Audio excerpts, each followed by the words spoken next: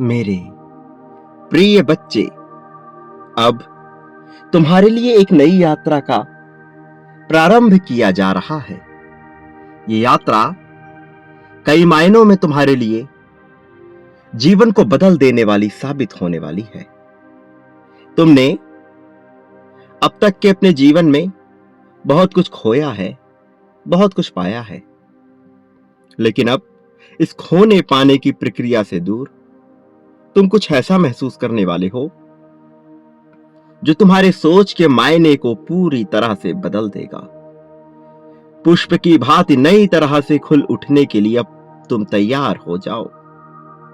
तुम्हारे जीवन में जो चुनौतियां आ रही हैं, उनके रहस्य को अब तुम समझने वाले हो।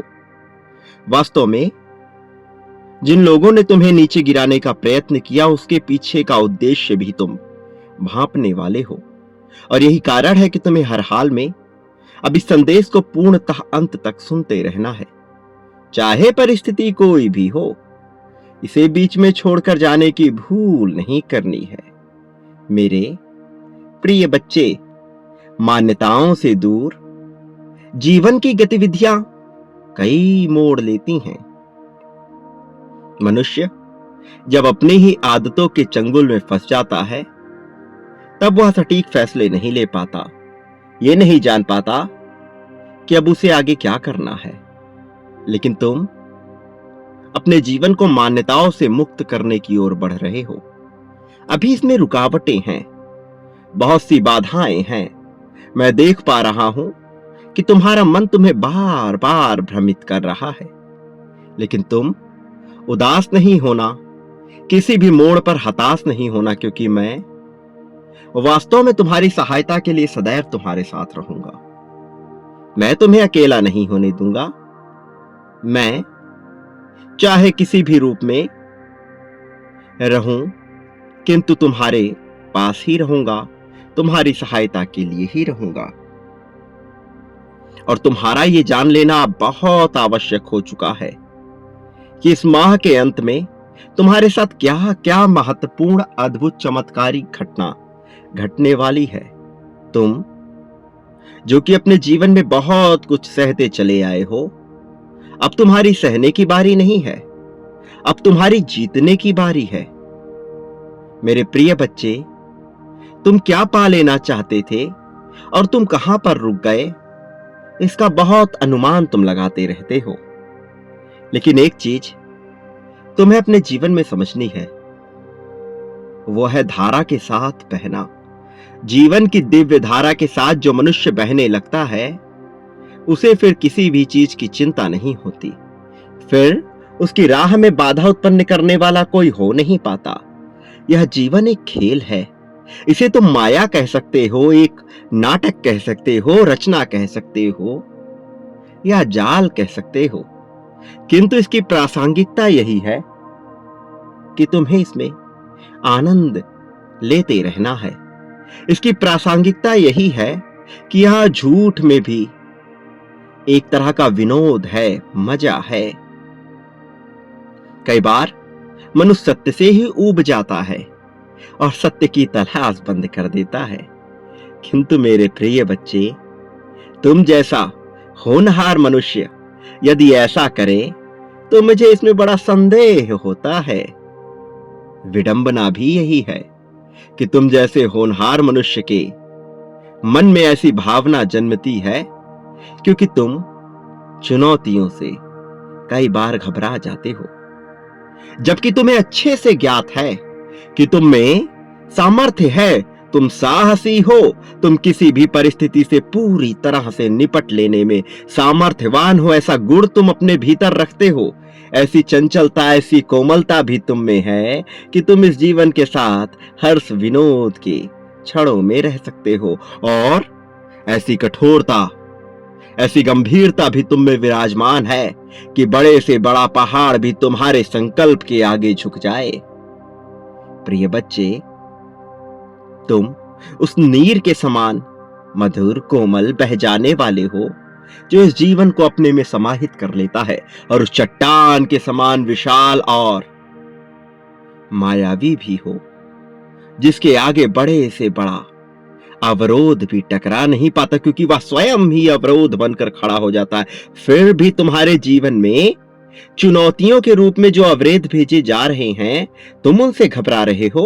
मुझे आश्चर्य होता है कि तुम जैसा होनहार मनुष्य ऐसा कैसे कर सकता है। तुम जैसा गंभीर चित्त मनुष्य ऐसा कैसे कर सकता है। तुम जैसा हर्ष विनोद में रहने वाला मनुष्य ऐसा कैसे कर सकता है भला। ऐसा संदेह मेरे मन में क्यों उत्पन्न हो रहा है। मेरे प्रिय, तुम सदैव मुझसे अपनी विडंबना दूर करने की बात करते हो, लेकिन क्या तुम मेरी विडंबना दूर कर सकते हो? क्या मुझे बता सकते हो कि तुम जैसा मनुष्य आखिर घबरा क्यों रहा है? क्या विपत्ति नहीं आएगी? क्या विपत्ति आती नहीं? क्या चुनौती नहीं आनी चाहिए? क्या जीवन सरल और मधुर ही चलता रहे? यदि विपत्ति आ गई तो तुम घबरा जाओगे। यदि विपत्ति आ गई तो तुम सीधा संदेह करने लगोगे, तुम शिकायतें करने लगोगे। नहीं, तुम ऐसे नहीं हो। मैंने तुम्हें ऐसा नहीं बनाया था। मैंने तुम्हें गुणवान बनाया, मैंने तुम्हें होनहार बनाया, होशियार बनाया, बलवान बनाया। भुजबल, कौशल, बुद्धि, इन सब से तुम्हें मैंने लवरेज किया। इन सब की अधिकता, प्रचुरता तुम में भरी गई। तुम अपने आप को सामान्य समझने की भूल कर रहे हो। भला क्यों? यह नाटक है। यह जीवन एक मायावी नाटक का हिस्सा है। तुम इससे अछूते नहीं हो। तुम इसके अंग हो। तुम इसमें अभिनय करने वाले पात्र हो। फिर भला तुम अपने अभिनय को बेहतर क्यों नहीं करते? अरे दृष्टा की भांति एक बार अपने जीवन को देखो तो सही। क्यों इसमें पूरी तरह से समाहित होकर स्वयं को नाटक से अलग कर ले रहे हो? क्यों स्वयं को कर्ता मानकर भगवान हो जाने की श्रेणी में आ जाना चाहते हो? प्रिय बच्चे, जब तक तुम ऐसा करोगे दिक्कतें आती रहेंगी, क्योंकि तुम चुनौती दे रहे हो स्वयं परम चित्त परमात्मा को। मैं नहीं चाहता कि तुम कोई योजना बनाओ। मैं नहीं चाहता कि तुम किसी भी प्रकार से अपने आप को परमात्मा सिद्ध करो। तुम तो अभिनय के सबसे महत्वपूर्ण पात्र हो। सब कुछ तुम्हारे लिए ही तो रचा गया है। फिर इस अभिनय को बेहतर तरीके से क्यों नहीं करते? बिना कोई संदेह किए, बिना शिकायतों किए, बिना भय के, बिना अपने ऊपर शक करे हुए, बिना क्रोधित हुए तुम जीवन क्यों नहीं जीते? प्रिय बच्चे, तुम अपने जीवन को जीना प्रारंभ करो। लोगों की बातों में मत आओ। किसी तरह के विरोध और किसी तरह के विरोधाभास में मत आओ। क्या तुम्हें पता है यह जीवन तुम्हें क्यों मिला? तुम कहां से आए, तुम कहां चले जाओगे, क्या तुम्हें कुछ भी ज्ञात है? यदि तुम्हें इसका भान नहीं, इसका ज्ञात नहीं, और कोई तुम्हें बताने वाला नहीं संसार में, क्या आज तक कोई बता सका है? क्या कोई बता पाएगा? क्या कोई बता पाया है? किसमें वो क्षमता है? कौन ईश्वर हो जाना चाहता है? यहां कोई नहीं बता सकता। और जब किसी चीज को कोई बता ही नहीं सकता, तो भला तुम उस पर प्रश्न करके अपने जीवन को, जो कि सीमित है, जिसकी सीमा है, जिसका समय है, उस पर संदेह क्यों उत्पन्न कर रहे? क्यों स्वयं को कमजोर करने पर तुले हो? जबकि मैंने तुम्हें कमजोर किसी भी परिस्थिति में, किसी भी लहजे से, किसी भी लिहाज से, किसी भी तरह से नहीं बनाया। मैं तो कहता हूं तुम अनिवार्यता के नियम को समझो, संतुलन के नियम को समझो, कर्म के नियम को समझो, जीवन के नियम को समझो, जीवन को समझो, स्वयं को समझो, अपनी अंतरात्मा से पूछो, क्योंकि तुम्हारे सारे प्रश्नों का उत्तर तो वही है ना। फिर भी तुम भटक रहे, फिर भी तुम संदेह कर रहे। भला तुम ऐसा कैसे सोच सकते हो? तुम जानते हो कि यह सब नाटक है जो घटित हो रहा है। तुम एक योजना बनाते हो कि जीवन वैसा हो। क्या यह संभव है? वैसा हो सकता है? क्या तुम चुनौती दे रहे हो स्वयं मुझे, इस ब्रह्मांड को, नियति को, परमात्मा को चुनौती दे रहे हो? तुम चाहते हो कि सब कुछ वैसा हो जाए। ऐसा नहीं होगा। तुम रस लेना प्रारंभ करो, फिर देखो सब कुछ वैसा होगा जैसा तुम चाहते हो।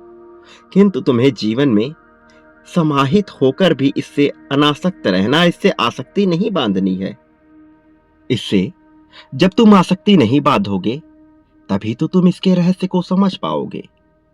मेरे प्रिय बच्चे, कुछ बातें मनुष्य को समझ आती हैं, कुछ बातें उसे समझ नहीं आती, और जो बातें उसे समझ नहीं आती वह उसे माया का नाम दे देता है।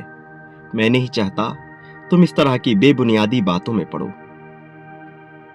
मैं केवल इतना चाहता हूं कि तुम अपने जीवन में आगे बढ़ो, तुम अपने जीवन के रहस्य को समझो, इसके सूत्र को समझो। कोई तुम्हारे लिए क्या करता है, क्या नहीं करता है, यह इस संसार की बात है। तुम्हें इसमें कुछ भी नहीं सोचना है। तुम्हारा पूरा ध्यान केवल यह सोचने पर होना चाहिए कि तुम्हें जीवन में किसी भी प्रकार की चिंता ना हो। मेरे प्रिय बच्चे, मैं सदैव तुम्हारे साथ हूं। मैं तुम्हें कभी अकेला नहीं होने दूंगा। लेकिन तुम्हें भी यह संकल्प लेना होगा कि तुम अपने जीवन में अब कुछ नियमित कार्य को करोगे। चाहे कुछ भी हो जाए, तुम्हें अपनी सेहत पर ध्यान देना है, क्योंकि तुम कई बार इससे समझौता करते हो, तुम इससे बचने का प्रयास करते हो। तुम ये नहीं समझते कि यह कितना महत्वपूर्ण है। वास्तव में यह शरीर एक यंत्र के समान है, एक यंत्र जो तुम्हें इस जीवन में कुछ भी करने के लिए एक तरह की अनुमति प्रदान कर रहा है। इसके बिना तुम इस जीवन को भोग ही ना सकोगे, और यह बहुत महत्वपूर्ण है। अभी तुम्हें इसका अर्थ नहीं पता चल रहा, लेकिन इस शरीर के बगैर तुम्हें सब कुछ अधूरा अधूरा सा लगेगा। तुम्हारी भावनाएं तो जिंदा रहेंगी, लेकिन शरीर के बगैर तुम कुछ कर ना सकोगे और बहुत ही ज्यादा परेशान हो सकते हो। इसलिए मैं चाहता हूं कि तुम इसका संपूर्ण ध्यान रखो। जो चीजें तुम्हारे जीवन में प्रदान की जा रही हैं, उसे ढूंढने का प्रयास करो, उसे समझने का प्रयत्न करो। वो तुमसे बहुत कुछ कराएगा।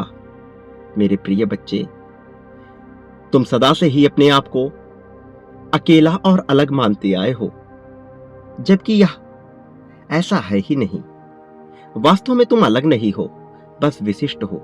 विशिष्टता होना और अलग होना, दोनों में अंतर है। दोनों बिल्कुल ही अलग बातें हैं। प्रिय बच्चे, मैं जो कह रहा हूं इसे बहुत ध्यानपूर्वक समझो, इसकी गहराई में उतरो, अन्यथा तुम चूक जाओगे। मैं नहीं चाहता तुम इन बातों से चूको, मैं नहीं चाहता तुम रहस्यों से चूको। इसलिए मेरे प्रिय, इसकी गहराई में उतरना तुम्हारे लिए आवश्यक है। तुम्हारे जीवन में जो भी समस्याएं आ रही थी वह एक परीक्षा का हिस्सा थी। अब उन परीक्षाओं का अंत किया जा रहा है, लेकिन उससे पहले तुम्हारे लिए यह समझना महत्वपूर्ण है कि ये परीक्षाएं तुम्हारे जीवन को बेहतर बनाने का कार्य नहीं कर रही, बल्कि इन परीक्षाओं के जरिए तुम्हें अपने आप को बेहतर बनाना है। इन परीक्षाओं से तुम्हें सीखना है, क्योंकि यह तुम्हारी मनोस्थिति का परीक्षण कर रही हैं। वास्तव में इसका परिणाम क्या होगा यह तुम नहीं जानते, लेकिन इसे नियंत्रित करना तुम्हारे हाथ में है। तुम इसे नियंत्रित करने का प्रयास कर सकते हो। इससे बचने के बजाय इसमें समाहित होने का प्रयास कर सकते हो। प्रिय बच्चे, मैं जानता हूं कि तुम्हारे जीवन में बहुत सारे दुख आए हैं, लेकिन अब तुम्हें दुखों का विचार नहीं करना है। दुखों से ऊपर उठकर एक बार अच्छी चीजों का विचार करो, उन उपलब्धियों का विचार करो जो तुम्हारे जीवन में भेजी गई हैं। मेरे प्रिय बच्चे, मैं सदैव तुम्हारे साथ रहूंगा। अपने आप को कभी अकेला मत मानना। इसी क्षण अपने जीत की पुष्टि कर दो। ऐसा करना तुम्हारे लिए आवश्यक है। तुम जितना ज्यादा अपनी जीत की पुष्टि करोगे, तुम्हें उतनी ज्यादा खुशी प्रदान होगी। और ऐसा इसलिए नहीं है कि तुम ऐसा कर रहे हो, ऐसा नियम है। जो नियम भले ही तुम अभी ना जानते हो, किंतु धीरे धीरे तुम इससे परिचित हो जाओगे। मेरे प्रिय बच्चे, इसी क्षण संख्या 1111 लिखकर इसकी पुष्टि कर दो। मेरा आशीर्वाद हर पल में तुम्हारे साथ है। मैं सदैव तुम्हारे साथ रहूंगा। मैं जीत रहा हूं। मैं जीतने के लिए बना हूं। जीत मेरा अधिकार है। ऐसा लिखना बिल्कुल मत भूलना। यह करना तुम्हारे लिए बहुत महत्वपूर्ण है। धीरे धीरे तुम इसके महत्व को समझोगे, लेकिन अभी तुम्हें यह पुष्टि करनी ही है। मेरे प्रिय बच्चे, एक बात याद रखो, तुम इस संसार में जो भी बांटते हो, बदले में अपने लिए वह कई गुना होकर प्राप्त करते हो।